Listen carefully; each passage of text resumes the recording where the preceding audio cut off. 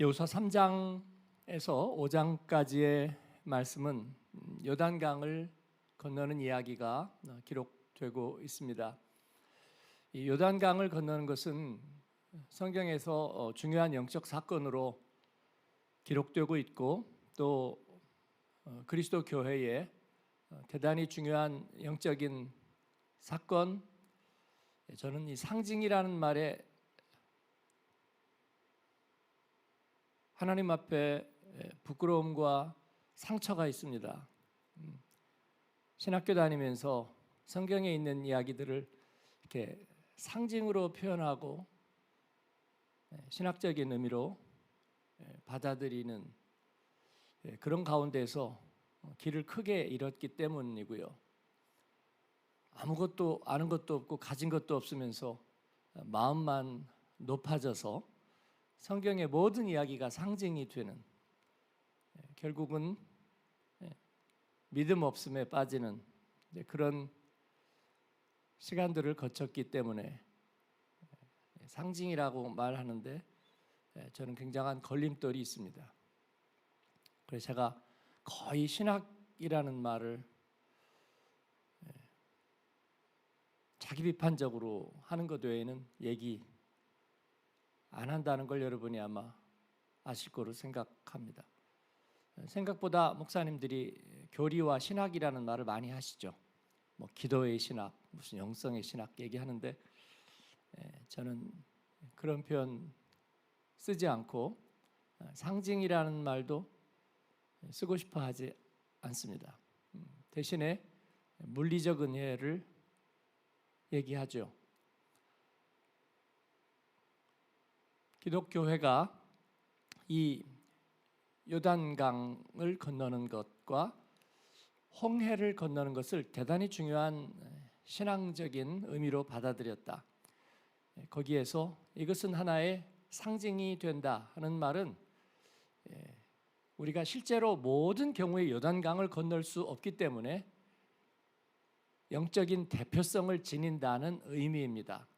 상징이란 말은 요단강을 건넜든 건너지 않았든 그게 중요한 게 아니고 그 사실을 기록한 사람들이 그들에게 전해오는 이야기를, 신학자들의 썰은 그렇습니다. 전해오는 이야기를 나중에 요단강 앞에서 그를 기념하는 의식을 행하면서 재구성한 거라. 본인들이 본 적도 없고 가보지도 않았을 거면서 그렇게 추론을 하는 거예요. 왜 그렇게 추론을 하냐면 믿음이 없거든요. 이 요단강을 실제로 마른 땅을 밟고 건넜으리라고는 도저히 생각하지 않기 때문에 아마 이건 신앙적인 세러머니를 하면서 그렇게 재구성해낸 것이고 하나님이 이렇게 하셨다고 생각하자 정도이죠.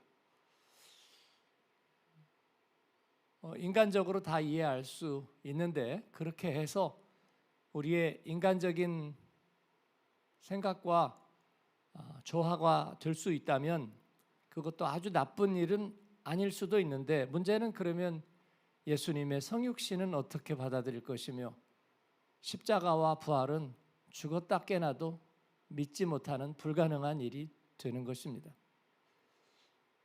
성경을 그렇게 구차하게 믿으면 그건 믿음도 아니고 아무것도 아니기 때문이죠. 그래서 여호수아 이야기를 보면서도 우리 목사님들이 종종 설교를 이제 맡아서 할 때 주석을 뒤지지 않기를 바랍니다. 그분들이 교회를 다니는지 기도를 하는지 성경을 암송하는지 알 바가 없잖아요. 왜냐하면 요단을 건넌 이야기를 쓰면서도 주석가들은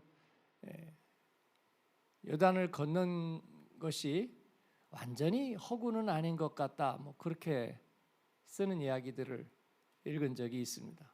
다 거짓말은 아닌 것 같다, 그렇게 얘기를 하는 거죠. 그럴 거면 성경을 덮고 나가서 장사하는 것이, 아니면 조깅을 하거나 운동을 해서 육체 단련이나 하는 것이 조금이라도 낫겠습니다.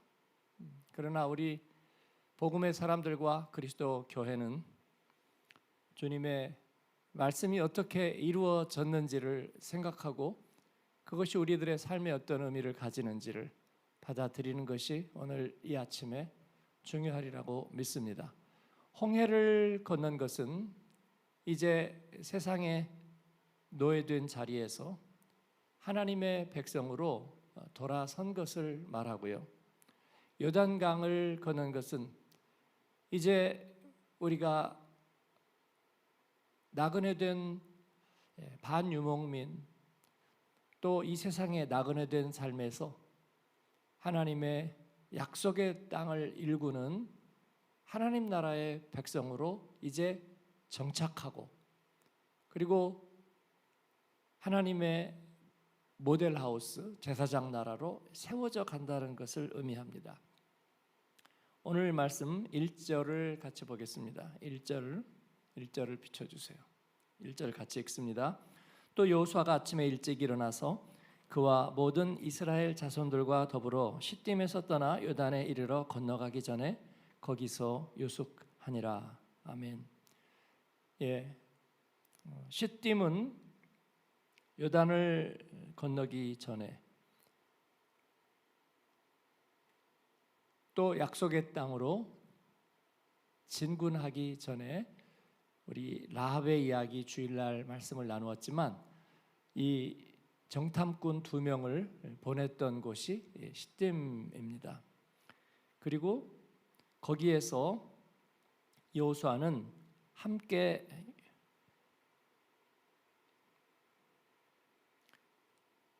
유숙했는데 시딤이 아니고 요단강변입니다. 그는 사실상 마음을 확정하고 하나님 앞에서 견고했습니다. 그래서 시딤에 진을 치고 일부 강을 건너게 하고, 왜냐하면 이스라엘이 가나안 땅을 정복한다는 사실을 7 족속이 다 알고 있습니다. 평화롭게 북두드리고 깃발 들고 오는 게 아니라는 것도 알고 있습니다. 왜냐하면 고대의 전쟁이란 정말 위너 테이크스 잇 올입니다. 이기는 자가 모든 것을 다 가지는 것이고 다른 자비를 구할 수는 없습니다. 그렇기 때문에 그들이 강을 건너서 온다는 것은 아마도 그 7 족속들에게는 대단히 긴장이 되는 일일 뿐만 아니라 그 강을 건널 때에 아마도 공격한다면 승산이 있을 수 있는 그런 상황입니다. 그런데 그들이 그렇게 하지 못한 것은 이 여호수아와 이스라엘 사람들이 너무나 무호하였기 때문입니다. 도대체 그들은 모든 것을 다 알게 하고 행적이 다 드러나 있고, 그리고 불리한 루트를 통해서 가나안 땅으로 들어가고 있습니다. 그들에게 군사 조직이 분명히 있었음에도 불구하고, 그러나 대부분은 비군사적인 민간인들이었습니다. 그럼에도 불구하고 시혼과 옥의 왕들이 그 길에서 패망했던 것들을 이 가나안 족속들이 알고 있었습니다. 여호수아는 이제 그들과 함께 시딤을 떠나서 요단강변에 진을 치고 함께 그곳에 있었습니다. 그가 가진 지도자로서의 확신, 하나님의 약속의 사람으로서의 확신을 얘기해 주고 있는 거죠. 그리고 2절에 사흘 후에 관리들이 진중으로 두루 다니면서 백성에게 명령했습니다. 이 사흘 후라는 것은 그냥 채비를 했던, 시딤을 떠나고 진을 치고 준비하고, 그리고 요단강변에서 이제 요단강을 도하할 준비를 하는 시간이기도 했지만, 이 사흘 후는 정탐꾼들이 다녀온 시간이기도 했습니다. 그 사흘 안에 모든 것이 이루어졌습니다. 여호수아는 또 1절로 거슬러 올라가면 아침에 일찍이 일어나 우리가 새벽형 그리스도인의 성경적인 근거를 찾는 것 중에 하나였습니다. 하나님의 사람들 또 하나님의 부름받은 리더들은 새벽형 인간, 아침에 일찍 일어나는 사람들이었다. 또 한 가지 준비하는 사람들이었다는 것을 알 수 있습니다. 제자반에서도 나눴지만 준비한다는 것은 완벽주의자를 의미하지 않습니다. 청지기의 준비입니다. 맡은 자에게 구할 것은 충성이고, 그리고 준비되지 않은 인생은 하나님 앞에 쓰임받을 수 없습니다. 하나님은 우리에게 모든 것을 허락하시고 그러나 준비하게 하십니다. 준비하면서 고달프다 말하지 않고, 푸념하지 않고, 원망하지 않고, 하나님 앞에 기쁘게 비교하지 않고 감사함으로 또 감격함으로 하나님 앞에 쓰임받은 것, 이것이 하나님의 자녀 또 부름받은 그리스도인인 줄을 믿습니다. 여호수아는 이 점에 대해서 우리에게 견고한 모델을 보여줍니다. 준비된 사람. 사랑하는 여러분, 여러분이 준비된 인생이 되기를 바랍니다. 하나님의 앞에 두렵고 떨림으로 항상 하루 앞서, 한 박자 앞서, 또 사흘 앞서, 한 달 앞서, 1년 앞서 준비하는 은혜가 있기를 바랍니다. 그렇습니다. 인생의 비극은 환경이 나쁘다는 데 있지 않고 준비되지 않은 데 있다. 제자반을 하신 분들이 아마 이 제자반에서 제가 얘기한 경구를 기억하시리라고 생각합니다. 인생의 비극과 비참은 준비되지 않은 데 있습니다. 여호수아는 모든 것들을 하나님 앞에서 준비했습니다. 뭐를 준비할 수 있단 말입니까? 하나님이 다 준비하셨죠. 그러나 그 하나님의 인도하심 앞에 우리는 깨어있고 순종하고, 그리고 언제라도 한 발을 내어 디딜 준비를 하는 것입니다. 거기서 유숙하고, 그리고 이스라엘 백성들을 다 요단강 앞에 서게 했습니다. 그리고 백성에게 명령하여 이르기를, 3절 같이 읽겠습니다. 백성에게 명령하여 이르되 너희는 레위 사람 제사장들이 너희 하나님 여호와의 언약궤 매는 것을 보거든 너희가 있는 곳을 떠나 그 뒤를 따르라. 아멘. 우리 구원받은 백성들, 그리스도의 교회가 하는 방식은 항상 하나님 앞에 행하는 것이고, 또 그리고 먼저 모델을 세우는 일입니다. 모두 다 함께해서 이렇게 가는 법은 없습니다. 모델을 세우고, 그리고 대표자들을 하나님 앞에 먼저 세우는 일입니다. 그들을 특혜를 주고 특별 대우하는 그런 의미는 아닙니다. 그래서 그런 의미에서 불평할 이유가 전혀 없습니다. 하나님 앞에 올바로 온전하게 구별된 사람을 먼저 세우는 것은 하나님의 명령이고 또 하나님이 기뻐하시는 일이고, 우리가 그렇게 해야 되는 줄 믿습니다. 인정상 하는 것은 하나님이 기뻐하시지 않습니다. 그래서 레위 사람들이 하나님의 언약궤는 법궤라고 부르기도 하고, 또 다른 말로도 부르기도 하지만, 그러나 이 여호수아서는 언약궤라고 부르는 것을 선호합니다. 하나님과의 그 약속의 말씀을 담아놓은 이 언약궤를 제사장들과 레위인들이 메고 이제 앞장을 서는 것입니다. 그리고 4절에 보니까 그러나 너희와 그 사이 거리가 몇 규빗쯤 되게 하고요?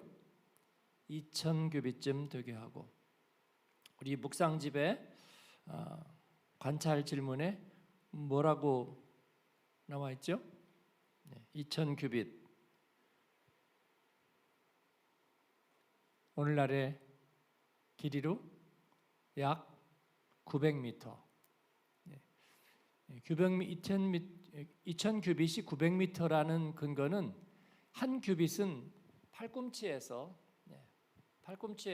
이 발끝까지를, 여러분은 몇 센치나 되시나요? 농구 선수나 이런 사람들은 좀 더 길겠고요. 평균치, 옛날 사람들 키가 작았기 때문에 저는 30cm가 넘지 않았을 거라고 생각해요.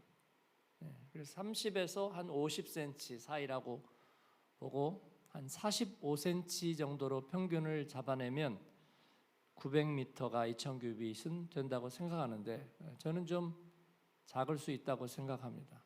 30cm가 결코 넘지 않았을 거라고 저는 생각하고, 그렇게 되면 한 600m 정도예요.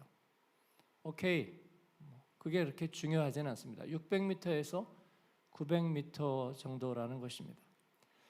요단강을 건넌 게 상징이면 이딴 게 뭐 중요하겠습니까? 그러면 여호수아서에서는 중요한 게 하나도 없는 거죠. 그래서 독일 란데스키르체에서 그 성경 설교 본문을 설교자들에게, 목회자들에게 다 내립니다. 로중도 정해져 있고요, 설교 본문도 정해져서 내려와요. 그거 갖고 설교하는데 여호수아서에서는 설교 본문이 없습니다. 여러분이 뭐 시간 나서 그걸 뒤지실 일은 없겠지만, 저는 옛날에 쭉 다 찾아봤어요. 독일 교회에서 설교 본문으로 내는 것들이 어떤 것들이 있는가 한번 쭉 다 찾아본 적이 있는데, 여호수아서는 여호수아 1장 1절에서 9절까지밖에 설교 본문이 없어요. 그리고 24장까지 하나도 설교 본문이 없습니다. 그건 설교할 만한 대상이 아니라고 생각하는 거예요. 왜 여호수아 1장 1절에서 9절까지인가? 뭐 놀라지 말라, 두려워하지 말라, 뭐 담대하라, 이 땅을 너에게 주었다, 뭐 그런 이야기. 좌로나 우로나 치우치지 말라, 설교적으로 하는 이야기라는 거예요. 제 비서인 챗GPT가 가끔 제안하는 거, 설교적인 걸로 해드릴까요? 그래서 내가 그 말 치우라오. 설교는 내가 하지 네가 하는 게 아니야. 설교적이라는 게 도대체 무슨 말이야? 그냥 상징적으로 듣기 좋게 대충 이렇게 해놓는다는 말 아니에요. 이게 AI도 그런 말을 배워가지고 그렇게 한다는 거죠. 내 나이가 지금 인생이 급해. 그렇게 대충 알아듣고 내가 천국 가는 길을 찾을 수는 없어.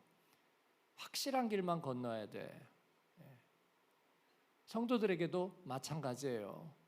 그냥 그럴지도 몰라 해가지고 우리가 될 수 있는 일이 아니에요. 배우고 확신한 일에 거해야 돼요.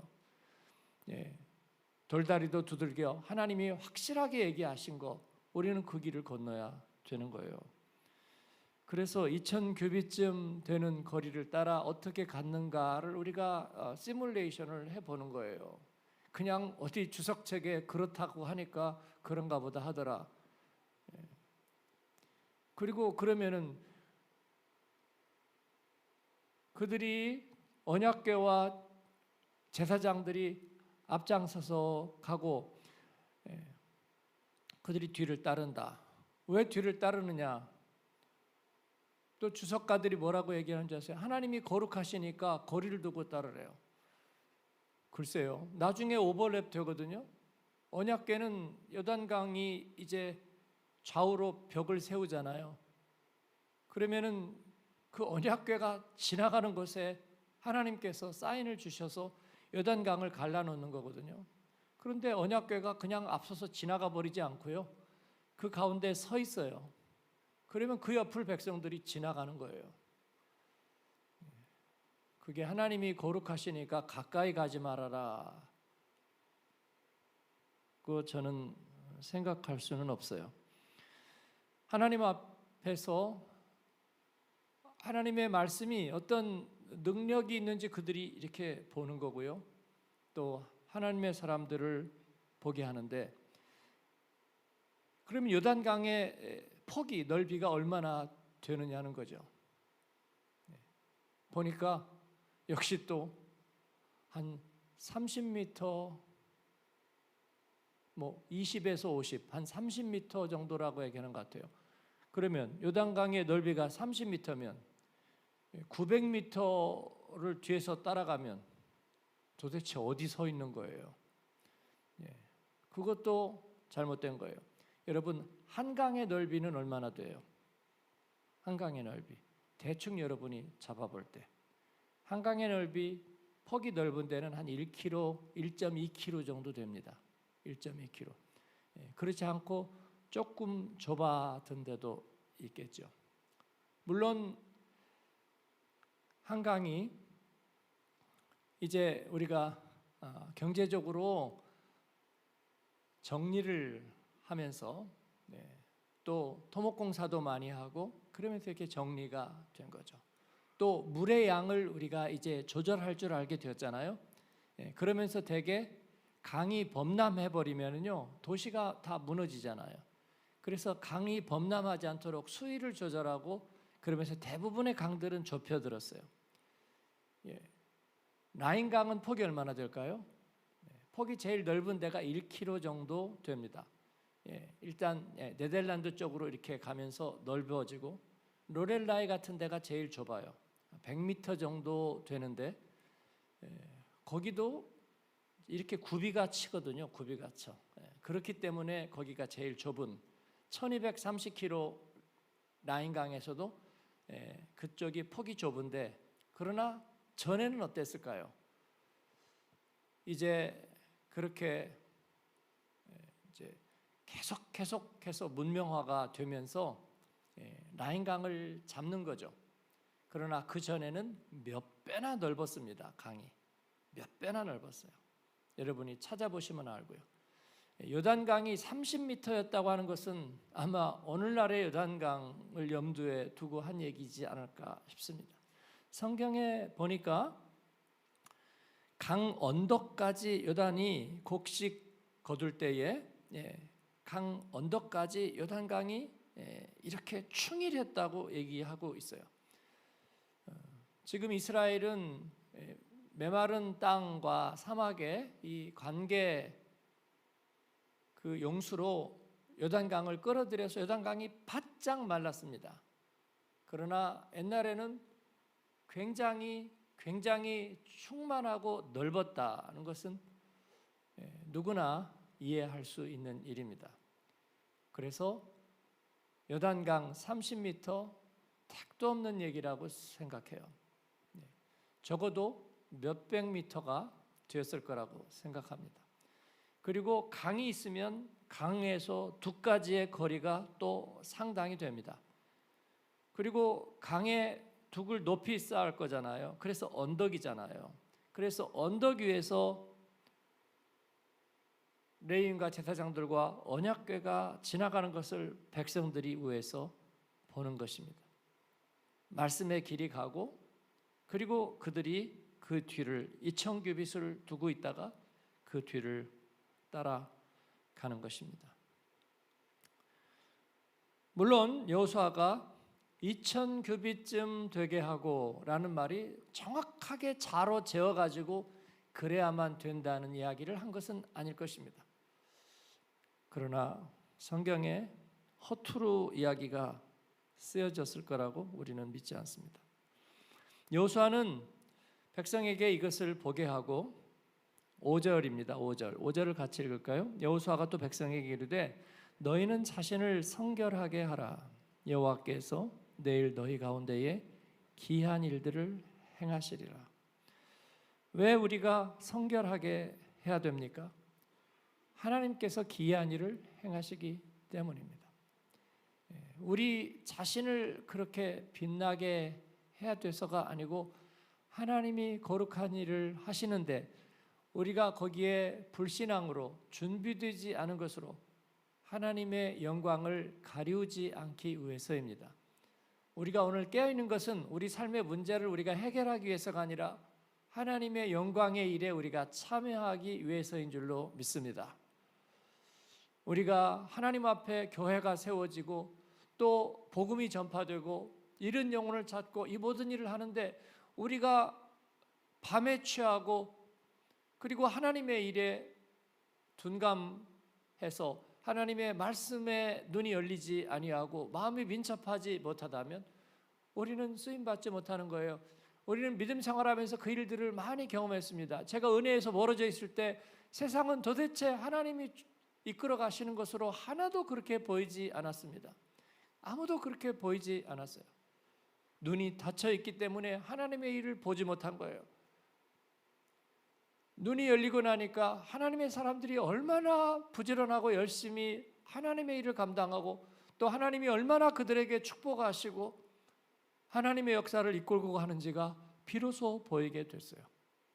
그렇습니다. 뜬 세상의 꿈에서 벗어나서 하나님의 말씀으로 무장되고 있을 때 우리는 하나님의 일을 볼 수 있고 하나님의 일에 동참할 수 있는 거예요. 그렇습니다. 우리가 교역자를 청빙할 때마다 그런 소리가 들려요. 요즘 한국의 젊은 교역자들이 사역하려 들지 않는다. 편의점 알바만 해도 한 달에 300만 원씩 받을 수 있는데 이제 점차 그렇게 되겠죠. 쿠웨이트나 또 어디예요? 아랍에미레이트죠, 두바이가. 그런데 오일 달러를 버는 데 가면 자국인들은 일하지 않습니다. 왜냐하면 오일 달러가 있기 때문에 한 90% 정도는 외국 근로자들을 데려다가 일을 시키고 한 10% 정도인 자국인들은 그냥 그 혜택으로 삽니다. 외국인들이 회사를 세우려면 자국인들을 전부 다 고문으로 써야 돼요. 일 안 하는 고문으로 그냥 쓰면 가서 정만 걸어놓고 거기에서 출퇴근 하든지 말든지 다 수입을 받는 거죠. 세금도 면제해주고 자동차 넘버도 자국인은 다릅니다. 그렇게 해서 그냥 거저 먹듯이 사는 거죠. 하나님의 백성은 그렇게 살지 않습니다. 하나님의 백성은 주님 앞에 준비되어 있고 또 하나님 앞에 헌신의 모델로 사는 것입니다.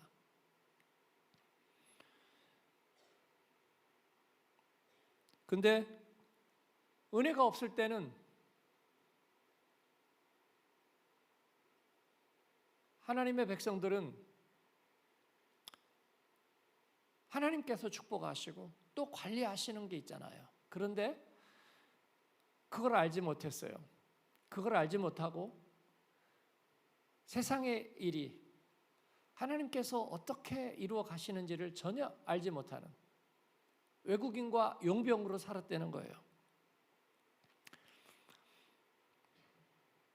여호수아는 이스라엘 백성들에게 자신을 성결하게 하라고 얘기합니다. 그래서 하나님께서 일하시는,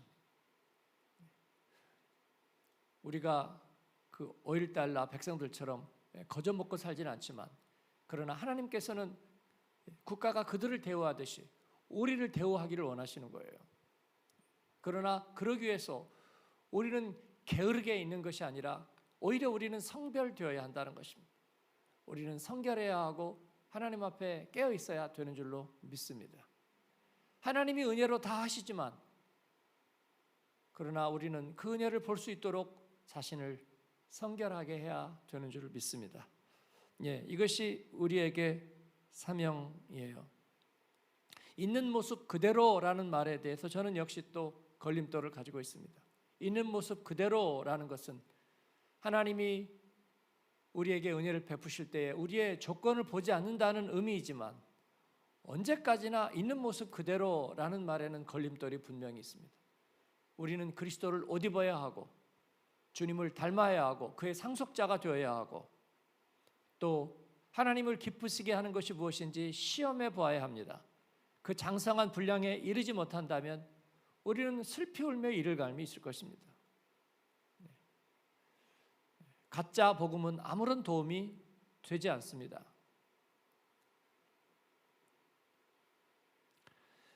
믿음의 길을 가면서 10년 전과 달라진 사람들 많이 만나게 됩니다. 저희 교회에서는 변함없는 동역자들을 우리가 많이 만나지만 그러나 세상에서는 그렇지 않습니다. 10년 지나면 얼굴도 달라지고 믿는 모습도 달라집니다. 10년을 견디지 못하는 것입니다. 그 이유는 다른 거 하나도 없습니다. 이제 더 이상 들을 말씀이 없고 더 이상 은혜가 없어서가 아니라 하나님의 기이한 일을 보기에 준비되어 있지 않은 거예요. 그래서 쿠웨이트 시민들처럼 그냥 이름만 적어놓고 월급 받으면서 사는 거예요. 하나님 은혜 가운데서 살지만 그러나 그 기이한 일을 보기에 준비된 성결함이 없는 것입니다. 물론 말씀을 전하는 저에게 제일 먼저 적용해야 될 거고 그리고 먼저 믿은 여러분에게 적용해야 될 것입니다. 하나님 앞에 하나님의 일을 볼 준비를 하십시오. 주님께서 그 일을 행하십니다. 6절에 여호수아는 제사장들에게 명령했습니다. 로스, 요시, 출발하라. 언약궤를 메고 백성의 앞에 건너라. 그리고 언약궤를 메고 백성의 앞서 나아갔습니다. 여호수아가 함께 나아갔습니다. 요단 앞에 이르거든, 요단 물가에 이르거든 8절에 있는 대로 요단에 들어서라고 그렇게 얘기하고 있습니다. 그러니까 그들은 그 말에 순종했습니다. 이 말은 여러분 여호수아가 시딤에서 정탐꾼을 보낼 때 여리고성이 무너질 거라는 것을 알지 못했다. 제가 말씀드렸는데 그렇습니다. 알지 못했습니다. 또 요단강이 어떻게 될지 그는 알지 못했습니다. 하나님께서 분명히 명하신 대로 좌로도 우로도 치우치지 않을 것은 철로역정에서 존 버녀는 천성으로 가는 길이 직선이었다고 얘기하고 있습니다. 우회도로나 혹은 좌로 우로 빗나간 샛길들은 반드시 유혹의 길이었습니다. 직진이었습니다. 그 가운데 절망의 늪도 있고 또 모든 사망의 음침한 골짜기도 있었습니다.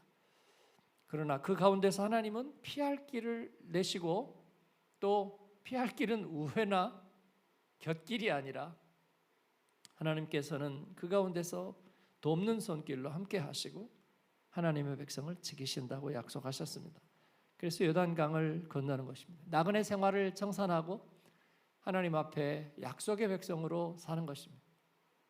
정면 돌파하고 또 하나님이 그들을 위해서 하는 기이한 일들을 볼 준비를 하는 것입니다. 저와 여러분에게 그와 같은 하나님의 말씀에 대한 순종이 있게 되기를 바랍니다.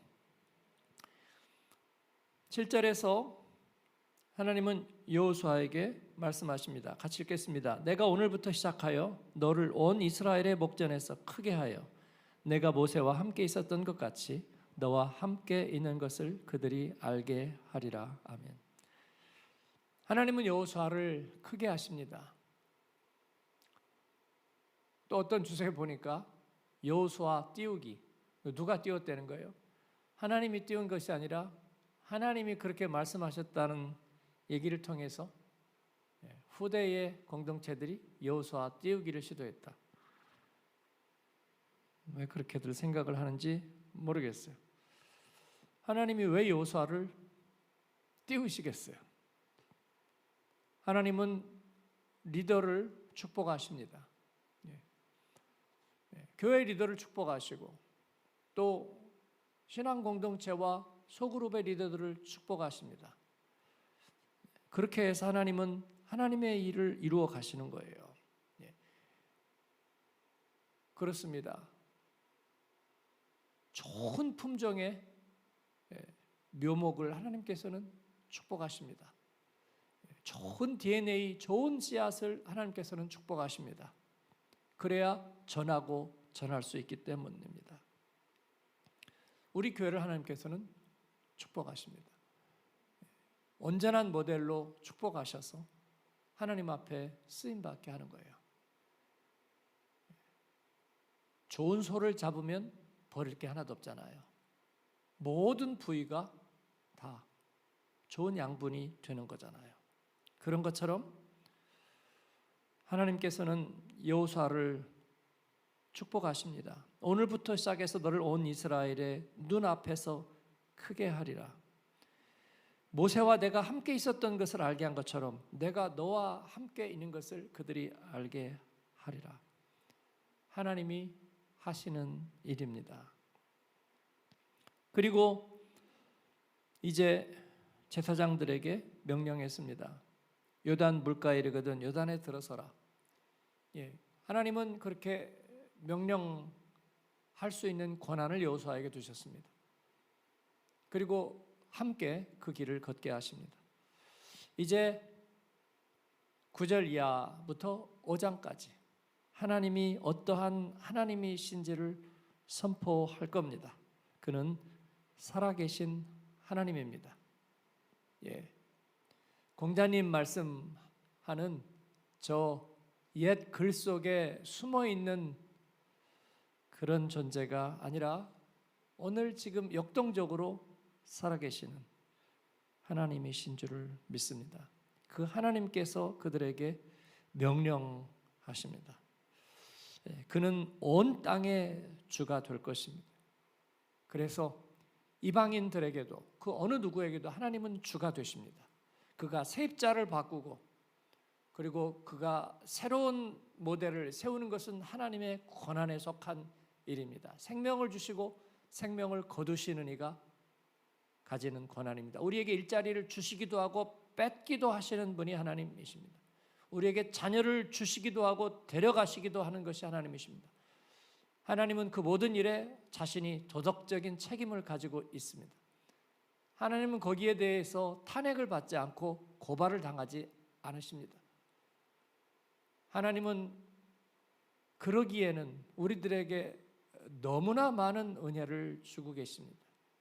그래서 우리는 그 하나님에게 순종하게 되는 것입니다.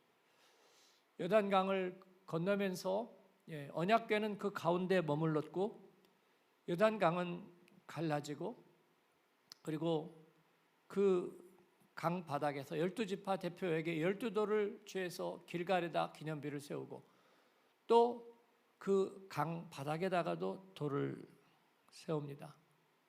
그래서 기념비를 삼고 훗날에 내 자손이 묻거든 하나님이 이같이 하셨다 얘기하라는 이야기를 남깁니다. 그래서 이 요단강을 건너는 사건은 우리가 이제 옛사람에서 온전한 하나님의 백성 그리스도의 일꾼으로 이제 변화되는 시점으로 우리 그리스도 교회는 이해해 왔습니다. 옳다고 생각합니다. 이제 다시 돌아갈 길은 없습니다. 여호수아와 백성들은 요단강을 건너서 남자들은 할례를 받았고 약속의 땅에서 죽으면 죽으리라. 하나님 앞에 그와 같은 결의를 가졌습니다. 저와 여러분도 예수 믿고 여기까지 왔습니다. 천국 백성으로 여기까지 왔습니다. 물질 몇 푼에 흔들리고 세상에서 우리가 잊지도 않았던 명예가 조금 흔들렸다고 실망하고 하나님과 등지고 그럴 수는 없는 일입니다. 하나님께서 저희에게 명하신 대로 우리는 제사장 나라 모델하우스 태광거소가 되어서 하나님 앞에 쓰임받는 길을 갈 것입니다. 부흥의 세대를 일구고 주님이 허락하시는 날에 주님이 저희에게 은혜의 햇빛을 비추시는 날에 마지막 순간까지 열매를 맺고 또 풍년의 기쁨을 주님 앞에 안겨드리고 선물을 드린 인생을 살 것입니다. 연약한 중에도 하나님 앞에 감사하고 시련과 환난 중에도 하나님의 영광을 돌려드려서 우리에게 모든 상황 속에 복음의 실험실에 좋은 결과와 표본을 하나님 앞에 올려드리고 교회 역사에 남기고 믿음의 전당에 이름이 헌액되고 천국에서 주님의 영접을 받을 것입니다. 이 일에서 흔들리지 않는 여러분 되기를 축원합니다. 오늘 말씀 앞에 순종하고 기쁨으로 그 길을 가십시오. 주님께서 기뻐하시고 여러분의 이름을 크게 하실 것입니다. 믿음의 가문에 큰 이름을 남기고 믿음의 족장으로 쓰임 받고 그렇게 하실 것입니다. 누구든지 프랑크푸르트 오면 한마음교회 가라. 지난 주일에 서울에 있는 목사님이 연락이 왔어요. 이번 작년이군요. 작년에 서울음대 졸업하고 오보에를 전공하는 청년이 교회에서도 열심히 기악팀에서 헌신하고 그랬는데 이제 공부를 하려 온다고 그 집사님인 엄마하고 한 달 동안 이제 알아보려고 방문하는데 한마음교회 가보라고 얘기했다고. 그래서 예배 드리러 왔습니다. 끝나고 인사를 해서 저도 그 메시지를 읽었다고, 한 달 있다고 여러 군데 레슨도 받으러 다니고 그래서 제가 식사 한번 대접할 수 있게 해달라고 제가 얘기를 해 놓았습니다. 그랬더니 그 엄마 되는 집사님이 전에도 한번 온 적이 있는데 만나는 사람마다 한마음교회 가보라고 그랬다는 거예요.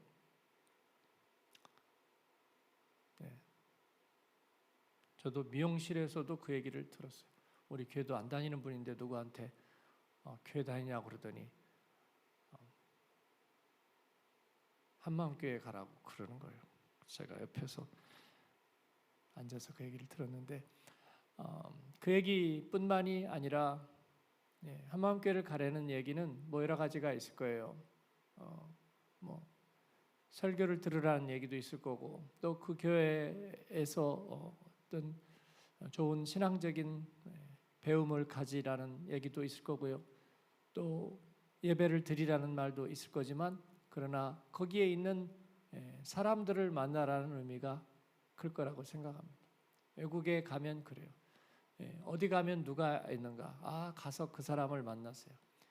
지금 우리 교회는 그래서 만날 사람이 굉장히 많은 거예요. 가면은 한 사람만 있는 게 아니고 수많은 사람들이 있는 거예요. 거기 가면 믿을 수 있는 사람들이 만나요. 제가 우리 청년들이 결혼을 많이 한다는 이야기는 저는 그렇게 분명하게 메시지를 받아들였어요. 한마음교회 와서 결혼하는 청년들이 지금 많아지고 있습니다. 그 얘기는 뭐냐면 한마음교회에서 믿음 생활 잘하는 사람은 결혼 굉장히 안전하다. 사람들에게 인정받는다. 거기에서 결혼했어요. 만나서 결혼했어요. 그러면 거기 좋은 사람들이 많으니까 잘했겠지. 그런 거예요. 그렇습니다. 하나님의 사람들이 되면 그만큼 많은 유익이 있는 줄 압니다. 100가지를 해도 다 유익한 거예요. 하나님께서 우리를 그렇게 축복하시고 또 쓰임받게 하십니다. 올해도 저희가 차드의 교회도 하자, 또 디아스포라를 섬기고 하는데 선교의 일에도 그냥 무조건 손을 내미는 것이 아니라 여러분들이 좀 함께하고 돕고 후원하고 했으면 좋겠다는 이야기들은 점점 많아지는데 저는 약간 두려움이 있어요. 어디까지 얼마나 더 해야 될까 하는 생각이 있지만 그러나 그냥 두려움일 뿐이지 감사하고 기쁨이 있는 거죠. 우리가 감당할 만 하기 때문에 하나님께서 주시는 마음이 아닐까 생각합니다. 우리가 또 헌신하고 또 헌신하면 하나님께서 그만큼 더 영광스럽게 하시지 않을까? 우리는 그렇게 분명하게 믿습니다. 우리는 작은 공동체일 뿐이지만 그러나 하나님 앞에 쓰임받을 수 있습니다. 제 자신이 한 가지, 두 가지, 10가지, 그래도 더 많으면 20가지 하면 되지 않겠습니까? 그 이상은 어려울지 모르지만 한 번도 안 하던 사람이 20가지 하게 되면요 어마어마한 일이 아닐까요? 1000명이 한 20가지 하면요 어마어마한 일이 되지 않습니까? 그렇습니다. 2만 가지 일이 되는 거예요. 주님의 일에. 우리는 그렇게 할 수 있습니다. 하나님께서 여러분을 크게 하시고 축복하시고 요단강가에 이르거든 발을 요단강에 내어 디디십시오. 주님이 기뻐하시고 영광된 일을, 그 기이한 일들을 이루시리라고 믿습니다. 아멘.